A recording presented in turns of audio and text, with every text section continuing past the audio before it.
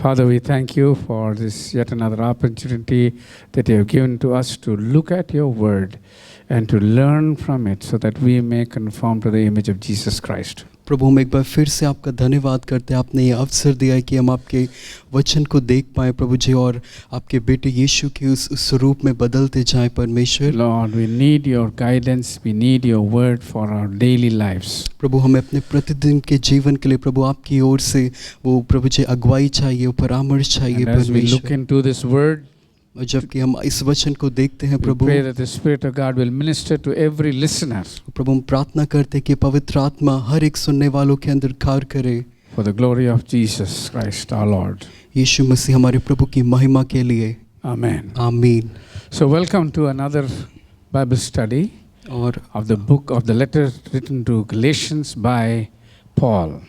एक बार फिर से स्वागत है आपका इस बाइबल अध्ययन में, जब हम गलातियों की पत्री जिसको पौलुस ने लिखा है उसको अध्ययन कर रहे हैं। So we looked at in the previous weeks we looked at the apostleship of Paul, how he established that he was an apostle. और हमने देखा कैसे पौलुस अपने प्रेरित होने को कलीसिया में स्थापित कर रहा है। And then we dealt with how Jesus Christ himself was he did not only bore our sins, but he was able to deliver us from the present evil age. और हमने ये भी देखा कि यीशु ने न केवल हमारे पापों को अपने ऊपर लिया, लेकिन वो इस वर्तमान बुरे संसार से हमको छुड़ा सकता है। There is a purpose in Paul adding this word to the Galatian letter. और इस पद को जो उसने गलातियों की पत्री में जोड़ा है उसका उद्देश्य पौलुस के अंदर कुछ he is wanting to impress upon the people right from the beginning that Jesus is all sufficient for every situation in life. वो शुरू से ही इस बात पर जोर देना चाहता है विश्वासी के अंदर कि यीशु उनके जीवन की हर एक परिस्थिति के लिए पर्याप्त है। Because in the letter we are going to find out and we are going to read about the exact problem that the Galatian church was facing. क्योंकि पत्री में आगे चल के हम वो ठीक समस्या जो गलातियों की कलीसिया में थी उसको हम पाएंगे। They were being fed with some kind of a doctrine which was against the truth of the gospel. और वो एक ऐसी शिक्षा प्राप्त कर रहे थे जो सुसमाचार के सत्य से विपरीत थी, अलग थी। And so while considering that, we first of all studied how Paul's nature was unique in the sense that it was just exactly as the gospel desired. और उस बात पर विचार करते हुए हमने देखा था कैसे पौलुस का स्वभाव वैसा ही था जैसे सुसमाचार मांग करता है, चाहता है। We looked at three aspects of Paul's life. और हमने पौलुस के जीवन के तीन पहलुओं को देखा। The union with Christ. यीशु के साथ एक होना। Paul's union with Christ was unique. पौलुस का यीशु के साथ एक होना अपने आप में अद्भुत था। For Paul, Jesus Christ was everything. क्योंकि पौलुस के लिए यीशु मसीह ही सब कुछ था। He had a great desire for Jesus Christ. ये पौलुस के अंदर यीशु के प्रति बहुत इच्छा थी। And more so, he had a great delight in Jesus Christ. और भी बढ़ के आनंद था यीशु में। This is what the gospel should do to everybody. और यही चीज सुसमाचार को हर एक के जीवन में करना है। Most of us are just stopping with the idea of forgiveness of sins and eternal life. और हम में से कई लोग इस विचार पे आके रुक जाते हैं कि उद्धार में केवल पापों से क्षमा और अनंत जीवन है। And our understanding of the eternal life stops with heaven, going to heaven. और हमारे अनंत जीवन का विचार खत्म हो जाता है कि हम स्वर्ग में जाएंगे इस बात पर। We do not understand what is involved in the gospel of Jesus Christ from the day a person accepts Jesus Christ to the day he really enters eternal life. और जिस दिन से वो यीशु को ग्रहण करता है और जिस दिन तक वो अनंत जीवन में प्रवेश करेगा, उस उद्धार में क्या-क्या बातें शामिल हैं हम ये नहीं जानते। This is very important. That is why Paul's example, Paul can say, "Follow me as I follow Christ." क्योंकि ये बातें महत्वपूर्ण हैं, इसलिए पौलुस कहता है जैसा मैं यीशु के पीछे तुम मेरे पीछे हो लो। Paul, union with Christ. पौलुस जो यीशु के साथ एक है। The desire for Christ. वो यीशु के लिए इच्छा, तीव्र इच्छा The रखना। delight for Christ. और मसीह में आनंदित होना। And then we go on to the problem of the Galatians. और तब हम गलातियों की इस कलीसिया में जो समस्या है उस पे आते हैं। The problem was between the Jewish believers and the non-Jewish believers. और समस्या थी जो यहूदी विश्वासी थे और जो गैर यहूदी विश्वासी थे उनके बीच में। And then the Jewish believers were strict followers of the Mosaic law. और जो यहूदी विश्वास मत के थे वो मूसा की उस व्यवस्था को बहुत ही मजबूती से मानते। While the non-Jewish believers, they did not have any idea of the Mosaic law. और वहीं दूसरी ओर जो गैर यहूदी विश्वासी थे उनको तो कोई विचार ही नहीं था कि मूसा की व्यवस्था है क्या। So they were coming and telling the Galatian Christians that they needed to become Jew first, follow the Mosaic law, and then only they can have salvation. और वो जो यहूदी विश्वासी उन गैर यहूदी विश्वासी के पास आके कहते कि उनको अवश्य है कि वो मूसा की व्यवस्था को माने तभी वो उद्धार प्राप्त कर सकते हैं। But the major thrust of this letter is to say that Jesus is all sufficient. There is nothing required for anyone to do beyond what Jesus Christ has provided. और प्रमुखता से ये पत्री जिस बात पे जोर देती है वो यही है कि यीशु मसीह सब चीज के लिए हमारे लिए पर्याप्त है, उसके अलावा हमको कुछ नहीं चाहिए। So we see some incidents in this book. और हम this letter, sorry. इस पत्री में कुछ घटनाओं को देखते हैं। See,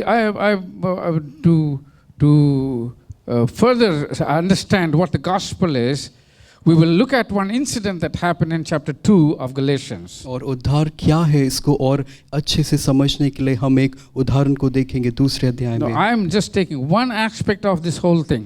और मैं इस पूरी बात का केवल एक पहलू ले रहा हूँ। If you can understand that, you will be greatly blessed. और अगर आप उसको समझते हैं आप बहुतायत से आशीषित So in होंगे। the second chapter of Galatians, there is an incident between Paul and Peter. तो गलातियोस के दूसरे अध्याय में एक घटना होती है पतरस और पौलुस के बीच में। We read from Acts of the Apostles that there was a church in Antioch. हम प्रेरितों के काम की पुस्तक से इस बात को जानते हैं कि अंताकिया में एक कलीसिया थी। And it was being pastored by Paul and Barnabas. और उस कलीसिया के पासबान थे पौलुस और बरनबास। And it had been going for some years. और वो कुछ समय से चल रही थी कलीसिया। And then they began to see a great revival, what we call a great growth of the church in Antioch. और वो एक बड़ी जागृति एक बड़ी उन्नति उस अंताकिया की कलीसिया में देख रहे थे। The church was growing very fast. वो कलीसिया बहुत तेजी से बढ़ रही थी। Hearing this, और इसको सुनकर the apostles in Jerusalem said, we must visit this place. तो यरूशलेम में जो प्रेरित लोग थे उन्होंने कहा हमको अंताकिया जाना अवश्य है। So Peter goes to Antioch. तो पतरस अंताकिया में जाता है। Now before going to Antioch, Peter had a vision from the Lord. और वहाँ जाने से पहले पतरस को एक दर्शन मिलता है प्रभु के द्वारा। That we read in chapter 10 of Acts. और उस दर्शन को हम प्रेरितों के काम 10वें अध्याय में There पढ़ते हैं। God told very specifically that Jews or non-Jews, they are the chosen of God. वहाँ पे परमेश्वर बहुत स्पष्ट तौर पे उससे कहता है कि चाहे यहूदी हो चाहे गैर यहूदी सब परमेश्वर के चुने हुए Whether हैं। they come from a Jewish background or whether they come from a Gentile background, they are chosen of God. चाहे वो यहूदी मत से या उस पृष्ठभूमि से आए हो चाहे अन्य जाति से वो सब परमेश्वर के चुने हुए हैं। And then Peter had a wonderful experience of seeing a whole Gentile household turning to Christ. और पतरस को अपने आप में अनुभव होता है एक अद्भुत अनुभव जिसमें वो देखता है कि एक अन्य जाति घराना प्रभु पे विश्वास कर रहा है। So Peter, after that, was very free with the Jews, with the Christians who came from the Gentile background. और उस घटना के बाद पतरस भी इस बात के लिए बहुत आज़ाद हो जाता है जब कोई गैर यहूदी विश्वास में आता है। So he had no problem with meeting with non-Jewish Christians, and he was freely mixing with them, having food with them. और उसके बाद से उसको कोई समस्या नहीं हुई जब किसी वो अन्य जाति में सह विश्वासी से मिलता है उसके साथ सहभागिता करने में मिलने जुलने में खाना खाने में भी। You may understand this situation because even here I know that a high caste a person from a high caste religion will not have food, not even have water. I know in places in south where the tap is one side is for high caste and another tap is for the low caste. such kind of a division is there. और आप इस चीज़ को देखा भी होगा, समझते भी हैं कि कैसे एक ऊंची जाति और नीची जाति के बीच में अंतर होता है। दक्षिण भारत में भी हम पाते हैं एक नल उनके लिए है जिससे ऊंची जाति के लोग पानी पिएंगे और दूसरी जाति के लिए अलग है। This kind of a division is there all around. और इस तरह का विभाजन हम सब जगह पाते हैं। But Christ brings them all together. लेकिन यीशु उन सबको एक करता है। That is one of the key teachings of the gospel. और सुसमाचार की मुख्य शिक्षाओं में से एक बात यह है, The gospel unites everybody. सुसमाचार सबको एक करता है। Because there's only one God to worship. क्योंकि एक ही परमेश्वर जिसकी आराधना There's की जाएगी। only one word to follow. एक ही वचन है जिसका अनुसरण करना So है। it brings people together. और इसीलिए वो लोगों को एक कर देता है। But the Jewish people, they felt that they are privileged people. They are the people of the children of Abraham. So they said, no, we are the people of the covenant, not the non-Jews. लेकिन यहूदी लोग इस विचार के नहीं, उनका मानना है कि वो विशेष अधिकार पाए हुए लोग हैं, अब्राहम की वाचा उन्हीं के लिए है, अन्य जातियों के लिए नहीं। Peter also had that opinion. और पतरस का खुद का यही विचार था। But after seeing that vision, his mind changed, his opinion changed. लेकिन उस दर्शन को देखने के बाद उसका विचार का तरीका बदल गया। And now when he came to Antioch, और जब वो अंताकिया में आता है, Antioch is not a Jewish background people, they are Gentile background people. Antakya में ऐसे लोग नहीं है जो यहूदी मत से आए हो, वो अन्य जातियों की जगह है। And Peter was very free with all of them. और पतरस उन सब के साथ बहुत ही स्वतंत्रता से मिलता But a है। few days later, लेकिन कुछ दिनों के बाद there were some Jews who came from Jerusalem. लेकिन कुछ यहूदी लोग यरूशलेम से आते हैं वहाँ। When the Jews came, और जब वहाँ यहूदी आते हैं, seeing these Jewish believers, इन यहूदी विश्वासियों को देखते हुए Peter's attitude changed. पतरस का व्यवहार बदल जाता है। He stopped having fellowship with the non-Jewish Christians, and then he was sticking only to the Jewish Christians. तो वो उन विश्वासियों से जो गैर यहूदी मत से आए थे उनसे संगति करना रोक देता है और केवल उनके साथ संगति करता है जो यहूदी थे। So in the letter it's written like this. और इस पत्री में ऐसा लिखा हुआ है, Fearing those who were of the circumcision, that is Peter fearing the strict Jews, moved away from the non-Jewish believers and would not have fellowship with them, would not even have food with them. परंतु जब वे आए तो खतना किए हुए लोगों के डर के मारे वो पीछे हट गया। Just that. Do he feared those who were of the circumcision? और लिखा हुआ है जो खतना किए हुए थे उनको देख के वो डर गया। Okay. And so now we see what Paul does. और अब हम देखते हैं कि पौलुस क्या करता है। In verse 2 and verse 14. उसके दूसरे Galatians chapter 2 and verse 14. उसके दूसरे He says, when I saw that they were not straightforward about the truth of the gospel, I said to Peter before all, if you being a Jew live in a manner of Gentiles and not as Jews, why do you compel the Gentiles to live as Jews? दूसरा अध्याय 14वां पद, पर जब मैंने देखा कि वे सुसमाचार की सच्चाई पर सीधी चाल नहीं चलते तो मैंने सबके सामने कैफा जो पतरस है उससे कहा, जब तू यहूदी होकर अन्य जातियों के समान चलता है और यहूदियों के समान नहीं तो तू अन्य जातियों को यहूदी के समान चलने के लिए क्यों कहता है। Okay, you look at that word. I want you to notice one word, one phrase there. मैं चाहता हूँ आप एक वहाँ वाक्यांश पे ध्यान दें। It says they were not straightforward about the truth of the gospel. लिखा है कि सुसमाचार के सत्य के लिए वो सत्य पे वो खराई से नहीं चल रहे थे। That's what I want to explain. और यही मैं आपको समझाना चाहता हूँ। The truth of the gospel. सुसमाचार का The सत्य। truth of the gospel affects your very life, the way you look at people, the way you behave, the way you worship, everything is the truth of the gospel. और वो सुसमाचार का सत्य सीधे आपके जीवन से व्यवहार करते उसको बदलता है, आपके देखने, आपके सोचने का तरीका, आपके आराधना के तरीके को बदलता है। Paul says Peter behaving like this, leaving the non-Jews and going to the Jews is not the truth of the gospel. और पौलुस कहता है इस तरीके से पतरस ने जब व्यवहार किया कि जो अन्य जातियों में से प्रभु पे आए थे उसको छोड़ करके जो यहूदियों में से विश्वास में थे उनके पास जाता है तो वो उस सुसमाचार की सच्चाई पर खराई से नहीं चल रहा। He is not talking about forgiveness of sins. He is not talking about eternal life. He is talking about how a believer should behave.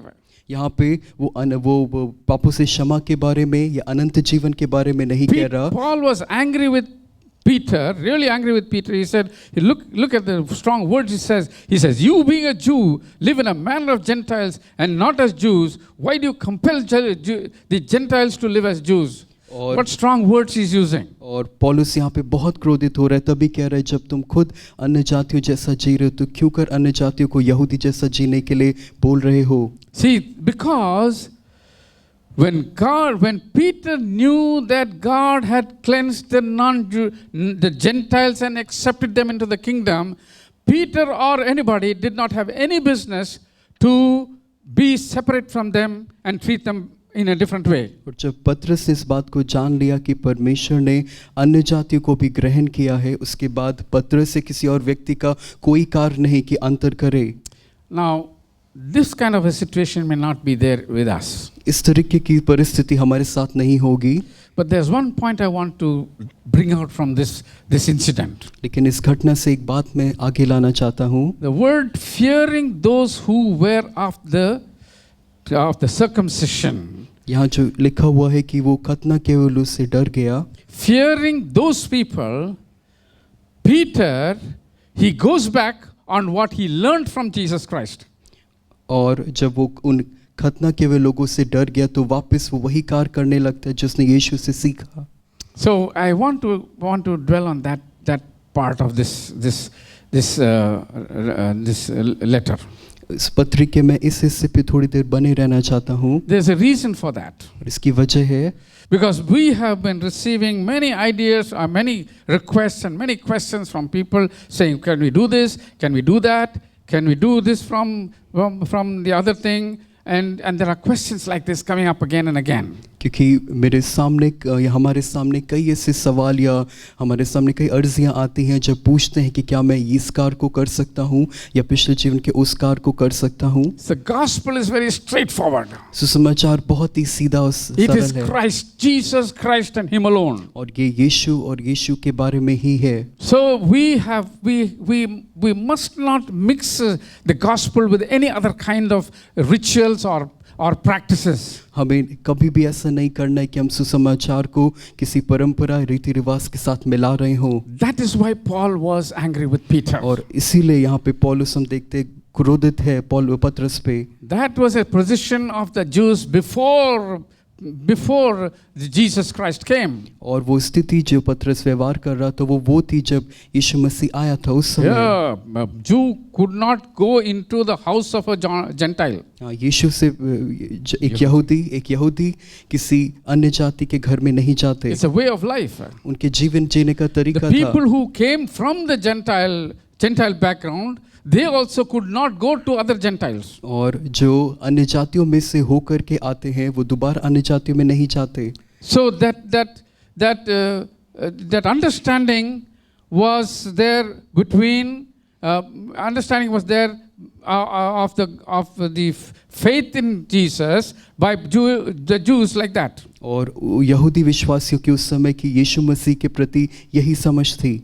But when the vision came to Peter, he understood what God has said, what Jesus Christ meant by bringing the other Gentiles to the kingdom. He knew that, and he should have not changed the truth of the gospel at that point. और जब पतरस ने इस बात को जान लिया कि परमेश्वर क्या कह रहा है और क्यों यीशु अन्य जातियों को भी विश्वास में ला रहा है तो पतरस को इस चीज का विरोध नहीं करना चाहिए था। He says he was not siding with the truth. That's what Paul says. वो सत्य के साथ किनारा नहीं करना है उसको। So he said he rebuked Peter. उसने पतरस को वहाँ डांटा। But then how do we apply this to our situation? लेकिन इस घटना को हम अपने जीवन में कैसे इस्तेमाल लागू करें? Now we have to also understand the gospel is sufficient for us for our whole life. क्योंकि हमको ये समझना ज़रूरी है कि हमारे पूरे जीवन के लिए सुसमाचार पर्याप्त है। It must control every aspect of our life. वो हमारे जीवन के हर एक पहलू को नियंत्रण करे, ऐसा होना चाहिए। Now in 1 Corinthians 1:9, a believer is called to fellowship with Jesus Christ. पहले कुरिन्थियों उसके पहले अध्याय 9वें पद में What does it say? वहाँ लिखा हुआ है, परमेश्वर सच्चा है जिसने तुमको अपने पुत्र हमारे प्रभु यीशु मसीह की संगति में बुलाया है। He has called us to fellowship with Jesus Christ. परमेश्वर ने हमको बुलाया है यीशु के साथ संगति के लिए। Now we are having fellowship with Jesus Christ. हम यीशु के साथ संगति रखते हैं। You cannot do anything that offends this fellowship. और ऐसा करते हुए आप कुछ भी ऐसा कार्य नहीं कर सकते जिस संगति को तोड़ता है। You cannot bring in any other practices that will affect the fellowship with Jesus. और आप कोई भी ऐसी रीति रिवाज परंपरा को नहीं ला सकते जो इस संगति को प्रभावित करेगा। See 1 Kings 18:21. पहला राजा उसका 18वां You know the अध्याय incident of Elijah. 21वां पद। पहला राजा 18वां अध्याय उसका 21वां पद।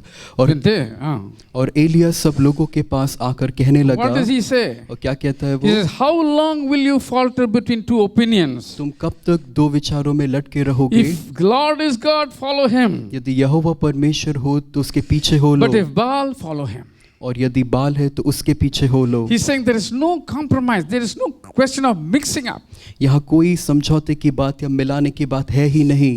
Two different things that cannot be joined in any way. दो अलग बातें जो किसी भी तरीके से नहीं मिलाई जा सकती। Light is light, darkness is darkness. ज्योति ज्योति है और अंधकार अंधकार है। You don't have something where light and darkness can stay together. ऐसी कोई जगह या स्थान नहीं जहाँ पे आप ज्योति और अंधकार In साथ 2 में पाएंगे। Corinthians chapter 6 and 15 and 16, Paul writes again like this. और पौलुस दूसरे कुरिन्थियों 6 अध्याय में इस बात को लिखता है। He says, what accord does Christ has with Belial? Or what part does a believer with an unbeliever? 15 What agreement has the temple of God with idols? For you are the temple of the living God. 15 और 16वां पद। और मसीह का बलियाल के साथ क्या लगाओ या विश्वासी के साथ अविश्वासी का क्या नाता? 16वां पद। और मूर्तियों के साथ परमेश्वर के मंदिर का क्या संबंध? See, what Paul is saying is these are two different things that cannot come together. और पौलुस यहाँ पे क्या कह रहा है? यही कि ये दो अलग बातें जो कभी साथ नहीं आ सकती। You see, the thing is that we are different from the world. That is what we have to get into our thinking. हमारे विचारों में हमको ये अच्छे से रखना है कि हम अलग लोग हैं। You know, in the context of the common believer, some believers also feel that we can be believers, we can do this, and we can also do something else. एक सामान्य विश्वासी के संदर्भ में बात करें, उनका विचार है कि हम ये कार्य भी कर सकते हैं और वो कार्य भी कर सकते हैं। Because of any social pressure, family pressure, whatever, they think they can do these things without knowing that you cannot have fellowship with anything that is not a part of Jesus Christ. और परिवार के दबाव में या समाज के दबाव में इस कार्य को करते हैं, इस विचार को ना रखते हुए कि ये अगर ऐसा करते हैं तो यीशु के साथ संगति करना प्रभावित होगा, ऐसा नहीं कर सकते। You know, the gospel is the fullness of Jesus Christ. सुसमाचार यीशु मसीह की परिपूर्णता को लाता है। And what we need is the faithfulness of the believers. और उसके लिए क्या चाहिए? विश्वासी की विश्वास योग्यता। What if we compromise on one ritual, say? लेकिन अगर हम मान लीजिए कहने के लिए हम एक रीति रिवाज से समझौता कर लेते हैं, What difference does it make if you follow all the rituals? तो इसमें क्या अंतर हो जाएगा अगर आप एक के अलावा और भी बातें मानने लगे? You cannot have any connection with the other rituals, आपका और किसी रीति रिवाज से संबंध नहीं हो which is सकता not described or explained in the gospel. जिसका वचन सुसमाचार में उल्लेख नहीं है। You have come to Christ, आप यीशु के पास आए हैं leaving all those things. उन सब बातों को छोड़ते हुए। You said, I am leaving everything. आपने कहा मैं उन सब चीज को And then you say, छोड़ता हूँ। I'm coming to और Jesus. तब आपने कहा मैं यीशु के You पास say, I आता will follow हूँ। Jesus. आपने कहा मैं यीशु के पीछे होता That is हूँ। the gospel. और यही The सुसमाचार gospel है। is the life. वो सुसमाचार वो जीवन है। The gospel is not just forgiveness of sins. I say this again and again. मैं फिर से इसको कहता हूँ, सुसमाचार केवल पापों की क्षमा की बात When नहीं। we tell people the gospel, this is what we think. You tell the person that he's a sinner, he needs salvation, And Jesus Christ offers salvation, and he will accept Jesus, and he will have eternal life. और जब हम सुसमाचार देते हैं यही तो बोलते हैं कि आप पाप में हैं, आपको पापों से क्षमा चाहिए, यीशु उद्धारकर्ता होकर के आपके जीवन में आएगा, अनंत जीवन देगा, हम यही बताते हैं। But that is just the beginning of the gospel. लेकिन वो सुसमाचार की केवल शुरुआत है। Gospel is the life of a person. सुसमाचार उस व्यक्ति का जीवन है। You cannot accept Christ and live a life something which you like. आप यीशु को ग्रहण करके एक ऐसा जीवन जो आपकी पसंद का है नहीं जी That is सकते। why, you must remember that the gospel cannot be mixed with any other thing. और इसीलिए हमको आपको स्मरण रखना है कि सुसमाचार किसी और बात से नहीं मिलाया जा A number सकता। of times we have read this, that we have been called to be holy and blameless. हमने कितनी बार इसको सुना है कि हम बुलाए गए हैं पवित्र और निर्दोष होने के लिए, And we cannot compromise on this. और हम इस बात पे समझौता नहीं कर सकते। Because as days go by, the situations will be difficult, and you will think that that you can do anything and then get away with it. और दिन जबकि बढ़ते जाते हैं, कठिन होते जाते हैं, आप विचार करेंगे कि आप कुछ भी कर सकते हैं और बच निकलेंगे। Paul writes one very important verse in this chapter 2. और दूसरे अध्याय में पौलुस एक महत्वपूर्ण बात को लिखता है। In verse 2 and 18, उसके दूसरे अध्याय के 18वें पद में he says, "If I build again those things which I destroyed, I make myself a transgressor." 18वां पद दूसरे अध्याय का गलातियों में, क्योंकि जो कुछ मैंने गिरा दिया यदि उसी को फिर से बनाता हूँ तो मैं अपने आप को अपराधी If ठहराता I हूँ। go back to what I have left, अगर मैं वापस उस चीज की तरफ जाऊं जिसको मैंने I am a छोड़ा, transgressor. मैं अपराधी हूँ। What does it mean, transgressor? ये उल्लंघन करने वाला Means क्या that if I है? go back to do anything, that act becomes a sin. अगर मैं जिस कार्य को छोड़ा फिर से करने जाता हूँ वो कार्य मेरे लिए पाप है, No, there is no other explanation for this. और इसके लिए और कोई समझाने की बात नहीं। Paul is writing this. पौलुस इसको लिखता है, I was a Jew doing so many things. एक यहूदी होते हुए मैं इतने कार्य कर I रहा have था, left all that. मैंने वो सब चीज छोड़ा, I will never go back to that. मैं कभी उनमें दोबारा नहीं That's जाऊंगा। what is for everybody. और यही बात सबके लिए है। For anybody who comes from any background. कोई भी व्यक्ति किसी भी पृष्ठभूमि से He आता says, हो, I receive Jesus Christ as my Savior. जब वो कहता है मैंने यीशु को अपने उद्धारकर्ता के तौर पर ग्रहण किया, But if he goes back to the practices that he does, और अगर उन तरीकों में जो वो करता था वापस जाता है, this verse says, ये पद कहता है, if I build again those things, that means you're introducing that into your life in Christ. वो कहता है मैं फिर से उन बातों में जाऊं, यानी उन बातों को फिर से आप अपने जीवन में ला रहे हैं। Oh, believers, you have to be very careful with the word of God. विश्वासियों, आप सबको बहुत सावधान रहना है परमेश्वर के वचन को लेके। That's why that Old Testament challenge of Elijah is very relevant even to us. इसीलिए पुराने नियम में एलीजा जब वो चुनौती देता है वो आज भी हमारे लिए If है। that Jesus is Lord, He is Lord. अगर यीशु प्रभु है तो वो प्रभु है, Let Him be Lord of your life. उसको आपके जीवन का प्रभु होने दें। If anybody else is Lord, और अगर कोई और प्रभु है follow that. उसका अनुसरण करें। The Bible nor Jesus will not prevent you. परमेश्वर का वचन, परमेश्वर आपको नहीं रोकेगा। Let me tell you something. मैं आपको कुछ बताऊं। I'll give you some examples. I'll give you some explanation of what the gospel is according to the word of God. परमेश्वर के वचन के अनुसार सुसमाचार क्या है उसकी व्याख्या मैं आपको देता From the हूं। letters of Paul, पौलुस की पत्रियों में से the gospel is several things. सुसमाचार कई चीजें हैं। The first thing is being married to Christ. सबसे पहला है मसीह के साथ विवाह में होना। That's what Paul says. यही पौलुस Says, कहता I है, have betrothed you to one master. कहते हैं मैंने तुम्हारा एक ही स्वामी के साथ तुम्हारी शादी की है। You are married to Christ. आप मसीह से आपकी शादी you are a विवाह हुआ believer, है। अगर आप एक विश्वासी हैं, You are married to Christ. आप मसीह से विवाहित So you have हैं, to be faithful to Him. आपको मसीह के प्रति विश्वासी होकर every रहना way. है हर एक मामले में। And for that, और उसके लिए you don't do it alone. इसको आप अकेले नहीं The कर Holy सकते। Spirit is there to help you as a helper to be that bride of Christ. और पवित्र आत्मा एक सहायक के तौर पे आपकी मदद करता है कि आप मसीह की वो दुल्हन बन पाएं। The gospel is a separated life. सुसमाचार है एक अलग किया हुआ जीवन। It does not mean that you live alone in this world. पर इसका अर्थ ये नहीं कि आप संसार में अलग जीवन बिता रहे You हैं। live among the people, आप लोगों के बीच में हैं, but you are not like the people. लेकिन आप उनकी तरह नहीं हैं। So you live 24/7 you live walking with Jesus. आप हर समय यीशु के साथ चलते हुए जीवन बिताते हैं। Jesus, he is in your home. वो आपके घरों में है, He is in your workplace. वो आपके काम करने के He is स्थल in पे the है, surroundings. वो आपके आसपास है। You don't leave his presence or his fellowship at any time. आप उसकी उपस्थिति या संगति कभी नहीं छोड़ते। Going back to the old things, पुरानी बातों पे जाएंगे। according to this verse, वचन के अनुसार is sin. वो पाप है। The gospel, because you are the temple of the living God. क्योंकि आप परमेश्वर के मंदिर हैं। And then, in verse 6 and 14, 2 Corinthians 6 and 14, 2 कुरिन्थियों उसका 6 अध्याय 14 पद says, what fellowship can a believer have with unbeliever? कहता है एक विश्वासी अन्य जाति के साथ कैसे संगति कर सकता Now, है। we reduce this verse only to marriage. और हम इस पद को केवल शादी या विवाह की बात So के we लिए tell a सीमित करते believer हैं। cannot marry an unbeliever. तो हम कहते हैं कि एक विश्वासी एक अविश्वासी से विवाह नहीं So we करे। use this verse. तो इसलिए हम इस पद को But इस्तेमाल this is करते not हैं। talking about marriage. लेकिन यहाँ विवाह के विषय में This is नहीं talking है। about a relationship with Jesus. It यहाँ पे यीशु के साथ उस रिश्ते के says बारे में once you है। are married to Jesus, लिखा है एक बार जब आपका you विवाह cannot यीशु से have हुआ, fellowship with anything apart from Jesus. यीशु के अलावा किसी और से आप संगति नहीं कर सकते। Okay. Now, what we as believers should do.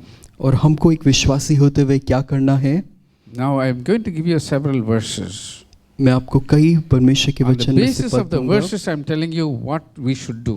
और उन पदों के आधार पर मैं बताऊंगा आपको क्या करना है। The first thing is we are separated from the world. Our calling is unique. हम संसार से अलग किए गए हैं और हमारी बुलाहट है वो अपने आप में अद्वितीय है। 2 Corinthians 6:17 says like this. 2 कुरिन्थियों उसका 6 अध्याय It says, come out from them and be separate. और 17 पद कहता है उनके बीच में से निकल आओ और अलग हो। There's a command from Jesus. और ये यीशु की ओर से एक आज्ञा है। It's the command of the gospel. ये सुसमाचार की आज्ञा है। When you come to Jesus, जब आप यीशु के पास you आते have to हैं take up your cross, आपको अपने क्रूस को लेना separate है, yourself from the world, अपने आप को संसार से अलग करना है and then not conform to the world, और संसार के but सदृश you are ना to होते हुए conform to image of Jesus. और यीशु के अनुरूप उस छवि के अनुरूप होना है। Then it says that do not be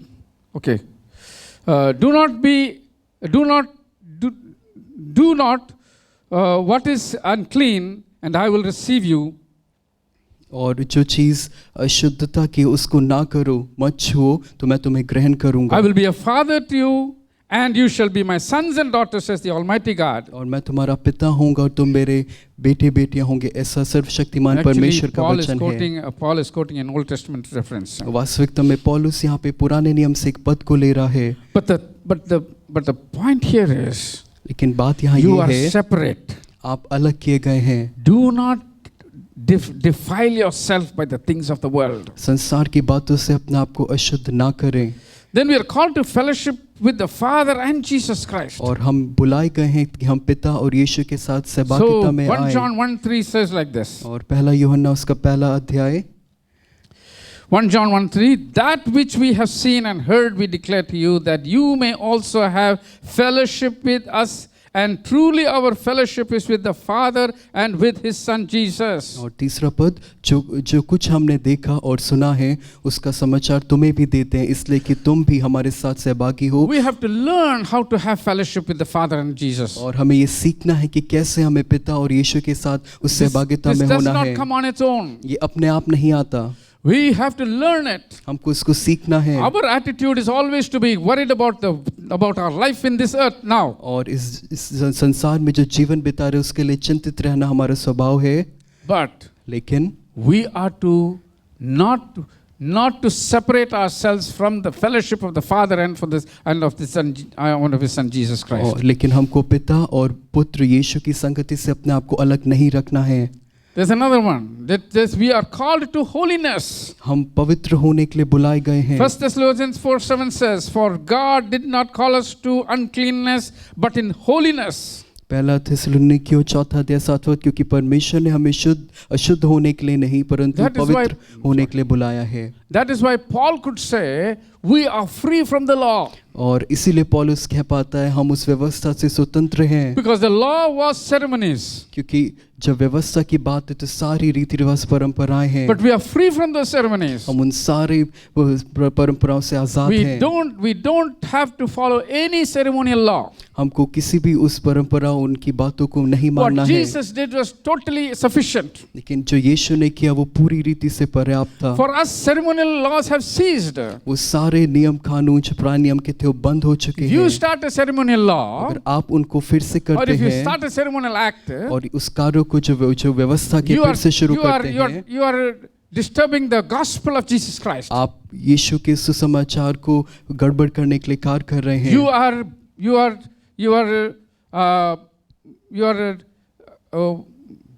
compromising on some things which the gospel does not permit. और आप ऐसी बातों के लिए समझौता कर रहे हैं जिसके लिए सुसमाचार अनुमति नहीं देता।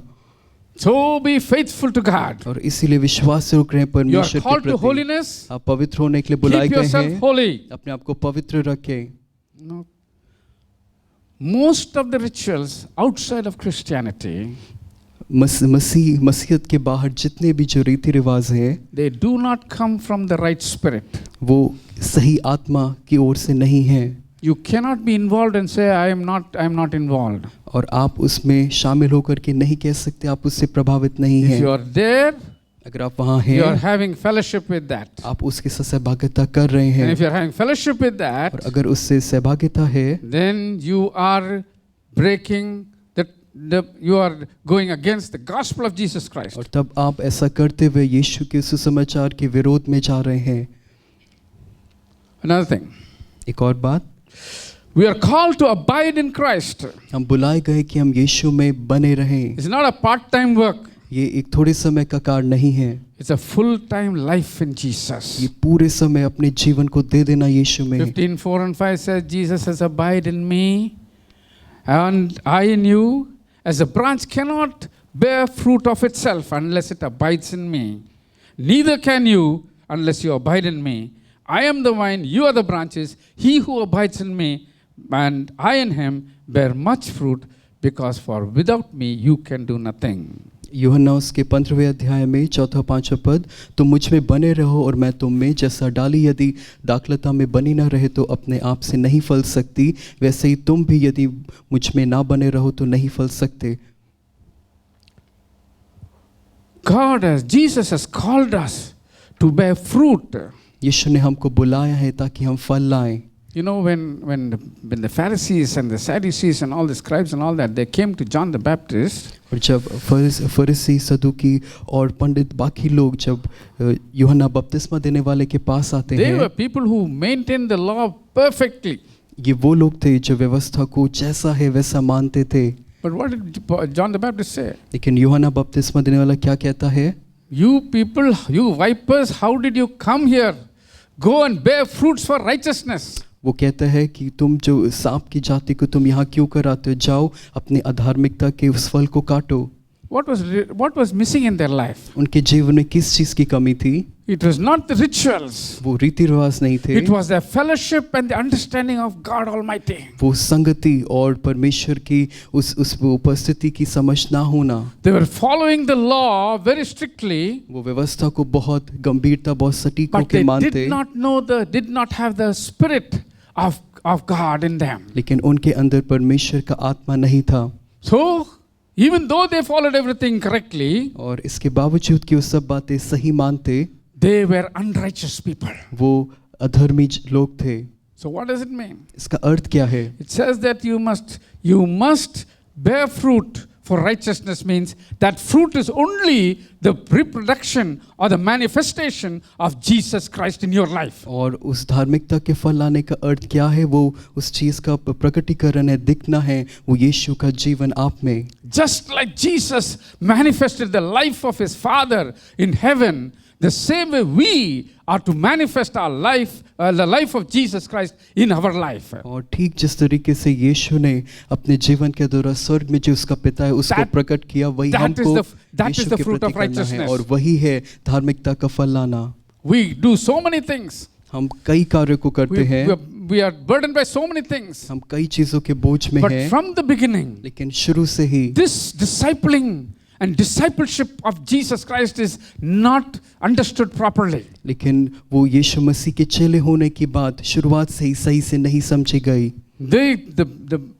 The healing or the miracle that happened was not everything in Christian life. एक आश्चर्य करने चिन्ह या कोई चंगाई होना सब बात नहीं है एक मसीह जीवन में। That was only the beginning, वो केवल एक शुरुआत to show है, only the power of Jesus. वो यीशु के सामर्थ को दिखाता है। But having shown the power of Jesus, लेकिन उस यीशु के सामर्थ को देखने के बाद the response was to believe in him and live according to his command. और उसकी प्रतिक्रिया क्या होनी थी कि यीशु के अनुसार आज्ञा मानते हुए जीवन बिताएं। He says, I didn't choose you, Jesus says. यीशु ने कहा कि तुमने मुझको नहीं चुना। He said, you didn't choose me, sorry. यीशु ने कहा तुमने मुझको नहीं But I चुना, chose you and appointed you that you should bear fruit. मैंने तुमको चुना और नियुक्त किया कि तुम फल लाओ। It comes twice in the same chapter. और उसी अध्याय में 2 बार ये बात आती है। He says, I chose you. वो कहता है मैंने तुमको चुना है You did not choose me. और तुमने मुझको नहीं चुना। You could not choose. तुम नहीं चुन सकते थे, You didn't know how to choose. तुम्हें नहीं मालूम था कैसे But I चुनना chose है, you. लेकिन मैंने तुमको चुना Because I wanted you to bear fruit. क्योंकि मैं चाहता हूँ कि तुम फल लाओ। So the believer is expected or called to bear fruit. तो एक विश्वासी से उम्मीद की जाती है, उसको बुलाया गया है कि वो फल लाए। Then we are called to be separated from the world system and lifestyle. और हम बुलाए गए हैं कि हम संसार की व्यवस्था, उसके काम करने के तरीके से अलग हों। Romans 12:2 says, रोमियो उसका 12वां अध्याय दूसरा do पद, not be conformed to this world, but be transformed by the renewing of your mind, that you may prove what is that good and acceptable and perfect will of God. 12वां अध्याय दूसरा पद, इस संसार के सदृश न बनो, परंतु तुम्हारे मन के नए हो जाने से You तुम्हारा are चाल not to चलन conform to the world. भी बदलता जाए। हमें संसार के सदृश नहीं होना है, You are to conform to Jesus Christ. आपको यीशु के स्वरूप में बनना है, That's the call. और यही बुलाहट है। You are not called to do anything that is of the world. आप संसार के कोई भी कार्य को करने के लिए नहीं बुलाए गए We are हैं। talking about spiritual work. हम आत्मिक बात कह रहे हैं। But you are called to represent Jesus. आप बुलाए गए हैं कि आप यीशु का प्रतिनिधित्व करें, Follow his word. उसके शब्दों का पालन करें, Live his life. उसके जीवन को जिएं, Follow him and make him, let his character and let his life be manifested in your life. और उसके पीछे चलें और होने दें कि उसका जीवन, उसका चरित्र, उसका जीवन आपके द्वारा प्रतिबिंबित हो, दिखे। And then we are called to be righteous before God. और तब हम बुलाए गए हैं कि हम परमेश्वर के सम्मुख धर्मी हो। 2 Corinthians 5:21 says like this, 2 कुरिन्थियों 5वां अध्याय 21वां पद, He who knew no sin was made sin, जो पाप से अज्ञात था उसको हमारे लिए पाप ठहराया गया, that we should become the righteousness of God. कि हम उसमें होकर परमेश्वर की धार्मिकता बन जाएं। Okay? We should become the righteousness of God. हमको परमेश्वर की धार्मिकता बनना है, That's the call. और यही बुलाहट We are है। not called to the righteousness of the Pharisees. हम उस धार्मिकता के लिए जो फरीसियों की थी नहीं We are बुलाए not गए, called to the righteousness that the world says righteous. और वो धार्मिकता या धर्मी जीवन जो संसार कहता है उसके लिए हम नहीं बुलाए गए। We are called to the righteousness of God. हम परमेश्वर की उस धार्मिकता के लिए बुलाए गए हैं, That is what it says. और यही वो कहता है That पद, we might become the righteousness of God कि हम परमेश्वर की धार्मिकता बन जाएं in Jesus Christ. यीशु में। Every believer must understand these things. हर एक विश्वासी को ये सब बातें समझना जरूरी है। After becoming a believer, एक विश्वासी होने के there are बाद several things that we have to know why we were chosen, why we were called. कई बातें जो हमको सीखना है, क्यों हम बुलाए गए, क्यों हम चुने गए। One more is there. एक और बात है यहाँ पे, John 4:24 says, God is spirit and those who worship him must worship him in spirit and in truth. यूहन्ना 4:24 पद, परमेश्वर एक आत्मा है, जो कोई उसकी आराधना करता है उसके लिए जरूरी है वो आत्मा और सच्चाई से करे। You cannot have double standard. आपके चीजों के लिए दो बातें, Little here, a little there. No, it doesn't happen that way. आप किसी थोड़ा इधर या उधर करके दो तरीके से नहीं जी Truth and सकते। in spirit. आत्मा में और सच्चाई में You must worship him in spirit, आपको परमेश्वर की आराधना but you आत्मा से must करना worship, है and you must worship him in truth as well. और सच्चाई से भी करना है। What does that mean? और इसका अर्थ क्या है? Unless your life is a true life, जब तक आपका जीवन एक सत्य का your जीवन worship नहीं, cannot be true. आपकी आराधना सच्ची नहीं हो सकती। It cannot be. You cannot have a different life and worship truly. और आपका एक अलग तरीके का जीवन होते हुए आप सच्चाई से आराधना नहीं कर सकते। You have to go according to the truth that is revealed to you by Jesus Christ by the Holy और Spirit. आपको सत्य के अनुसार जो यीशु मसीह के द्वारा आपके ऊपर प्रकाशित हुआ चलना है। Man is not the point of reference for you. किसी भी मनुष्य को आप अपने जीवन में संदर्भ ना माने। Jesus Christ, the Word of God by the Holy Spirit is the point of reference. और हमेशा हर एक बात के लिए जो आप नापते हैं उसका पैमाना यीशु होना चाहिए। Yeah, man may say some things, may interpret something and may guide you and misguide you also. और मनुष्य कुछ कह सकता है, किसी चीज की व्याख्या किसी और तरीके से देके आपको मार्ग से भटका सकता है। But the Word of God लेकिन परमेश्वर का is वचन given to us, वो दिया गया है and the हमको, Holy Spirit has been sent for और us पवित्र आत्मा हमारे लिए that we भेजा may गया है clearly understand the mind of God ताकि हम परमेश्वर के मन को स्पष्ट तरीके से and समझ live that जाएं life. और वैसा जीवन बिताएं। That is why that is the true life that can really worship God in truth. और वही एक ऐसा जीवन है जो सच्चा है और वास्तविकता में परमेश्वर की आराधना कर सकता है। You have to love God. That's what you are called for. आपको परमेश्वर से प्रेम करना है और इसीलिए आप बुलाए You गए are हैं। called to love God. आप बुलाए गए हैं कि आप परमेश्वर You से are प्रेम called to करें। love God with your spirit and your soul and your body and your mind. आप अपने प्राण, आत्मा, शरीर से सब चीज से परमेश्वर को प्रेम करने के लिए That's बुलाए what गए हैं। Jesus himself said that to a person. और यीशु ने खुद इस बात को एक व्यक्ति से कहा। Matthew 22 and 37. मत्ती उसका 22वां अध्याय उसके 37वें Jesus पद said में this. He is quoting from Deuteronomy. व्यवस्था विवरण से इस बात को यीशु But कहता है, Jesus is quoting this. लेकिन यीशु इस बात को कह When रहा Jesus है, quote this, जब यीशु इस बात को कह रहा है, becomes a commandment. That's what it said. He's the first commandment. और जब यीशु इस बात को कहता है तो ये आज्ञा है और यीशु कहता है कि पहली आज्ञा है Loving God with your whole mind, your spirit, soul and body. परमेश्वर को अपने सारे मन, सारी बुद्धि, सारे सामर्थ्य से प्रेम करना, सारे And प्राण then- से प्रेम करना। And then I want to have one more. और एक और चीज मैं जोड़ूंगा, In Romans chapter 8 and 29, Romeo उसके 8वें अध्याय उसके 29वें the पद में mind of God, the will of God for every human being. परमेश्वर का मन, परमेश्वर की वो हृदय इच्छा हर एक व्यक्ति के It लिए, says for everyone, he says, for whom he foreknew, he also predestined to be conformed to the image of his son, that he might be the firstborn among many brethren. रोमियो 8वां अध्याय 29वां पद, क्योंकि जिन्हें उसने पहले से जान लिया है उन्हें पहले से ठहराया भी है कि उसके पुत्र के स्वरूप में हो, ताकि वह बहुत भाइयों में पहलौठा ठहरे। This is a plan that God even planned even before the foundation of the earth. और इस पृथ्वी की नींव को डालने से पहले परमेश्वर ने इस योजना को बनाया। He planned, I am going to have a people for me who will love me and who will serve me by that love. और परमेश्वर ने इस योजना को बनाया कि मैं अपने लिए कैसे लोग सृजूंगा जो मुझसे प्रेम करेंगे और मेरी सेवा करेंगे। He thought Adam would do it, उसने विचार किया कि आदम इस कार्य को but he करेगा, knew that Adam will fall. लेकिन वो जानता था आदम गिरेगा।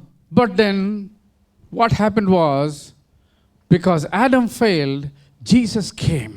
क्योंकि आदम असफल हुआ इसलिए यीशु आया, And Jesus did exactly that. और यीशु ने ठीक उस चीज को किया। He became the model for us. वो हमारे लिए एक नमूना बन गया। He became what we should be as God expects us to be. और यीशु हमारे लिए वो चीज बन गया जो परमेश्वर उम्मीद करता है हम बने। So if he just said you be a good Christian, it is not enough. और अगर आप ये कहते हैं कि एक सही, एक अच्छा विश्वासी होना काफी है, तो ये काफी नहीं है।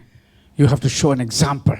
आपको एक उदाहरण दिखाना What is है, the Christian life? आपको दिखाना है कि एक मसीह जीवन That क्या is why है। Jesus said, "You are the light of the world and the salt of the earth." और इसीलिए यीशु ने कहा कि आप इस जगत के लिए ज्योति और इस पृथ्वी के लिए नमक हैं। Because the outside person, outside of the kingdom of God, must know what is the kind of life that God expects. क्योंकि जो परमेश्वर के राज्य के लोग जो बाहर हैं उनको जानना है कि किस तरीके का जीवन परमेश्वर उम्मीद करता है। But you know, we are not coming up to that level. You know, the most of us are not coming up to that level. और हम में से अधिकांश उस स्तर पे नहीं आ पा रहे हैं। So what are we called for? तो हम किस चीज के लिए बुलाए गए First of हैं? all, we are called for be separate from the world. हम संसार से अलग होने के लिए बुलाए गए हैं। We are called to have fellowship with the Father and Jesus Christ. पिता और यीशु के साथ संगति करने के We लिए are बुलाए called to गए हैं। holiness. पवित्र होने के लिए बुलाए We गए are called हैं to abide in Christ and He in us. और हम यीशु में बने रहे, वो हम में हम We are इसलिए called बुलाए to गए bear हैं। fruit. हम फल लाने के लिए बुलाए गए हैं। We are called to be separate from the world's systems. हम इस संसार के कार्य करने के तरीके से अलग होने के लिए बुलाए We गए are called हैं। to righteousness of God. हम परमेश्वर की इस धार्मिकता में होने के लिए बुलाए We गए are called to हैं। worship God in spirit and in truth.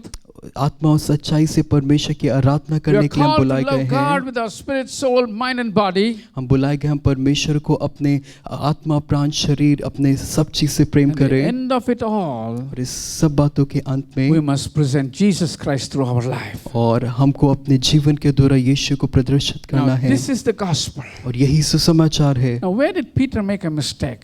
पतरस ने कहाँ पे गलती किया? Peter made a mistake like this. पतरस ने इस तरीके से गलती Having किया, known the truth, सत्य को जानने के he बाद went back to Jewish belief, वो वापस उस यहूदी मत के विश्वास पर which was गया wrong, जो गलत था, which was not according to what God, what Jesus showed to him. जिस तरीके से यीशु ने उसको दिखाया था वैसा नहीं था। That is what Jesus doesn't, though God doesn't like. यही ऐसी ही चीज परमेश्वर पसंद नहीं In one of the करता। places says, if anybody turns back, my soul does not like. और एक स्थान पे परमेश्वर कहता है यदि कोई अपने मन को फेरता है तो परमेश्वर उसको नहीं पसंद करता। See, you have to understand this. When you have come out from whatever you have come out from, जब आप किसी भी चीज में आप उससे जब बाहर निकले हैं you don't go back. आप उसमें वापस नहीं You follow जाएंगे। God, आप परमेश्वर के you पीछे follow the होंगे, Father, आप पिता के पीछे you follow the होंगे, Son, यीशु के पीछे you follow what the होंगे, Holy Spirit says, जो पवित्र आत्मा कह रहा है and उसके for पीछे that the होंगे। word of God is given to you here. और इसी के लिए परमेश्वर के वचन आपको यहाँ दिया गया है। Nothing must be outside of this word. कोई भी चीज इस वचन के बाहर नहीं होना है। This what Peter was doing was not according to the gospel. जो पौल पतरस कर रहा था वो वचन के अनुसार, सुसमाचार के अनुसार नहीं था। By breaking or by corrupting the gospel, सुसमाचार को बिगाड़ने के द्वारा you are leading another person to go away from God, not to come to God. आप एक दूसरे व्यक्ति की इस तरीके से अगुवाई कर रहे हैं कि वो प्रभु से दूर जाए, ना कि उसके करीब आए। So you allow one thing, आप एक चीज की अनुमति देते हैं, then they will do another thing. वो अगली एक और चीज They will say, I करेंगे। don't have the mind to do it, but I will do it. वो कहेंगे कि मेरा इस कार्य को करने के लिए मन या समझ नहीं, लेकिन मैं Oh, I am करूंगा। not a sinner because I don't have a mind to do it. मैं पापी नहीं हूँ क्योंकि इसको मेरा करने के लिए I मन am नहीं doing it है। because of pressure. मैं इसलिए कर रहा हूँ क्योंकि दबाव है। No, friends. नहीं मित्रों, This is not what the Bible says. ये वचन ऐसा नहीं The कहता। Bible says you are called to holiness and you are not called to uncleanness. और बाइबल साफ कहती है आप पवित्र होने के लिए बुलाए गए, अशुद्धता के लिए नहीं। You are not called to fellowship with anything that is not from the Spirit of God. और आप नहीं बुलाए गए हैं कि आप किसी ऐसी चीज से सहभागिता करें जो पवित्र आत्मा की ओर से नहीं है। That is the teaching of Galatians. और यही शिक्षा है गलातियों में। Jesus Christ is enough. यीशु मसीह हमारे लिए पर्याप्त There है। is nothing needed to help Jesus Christ.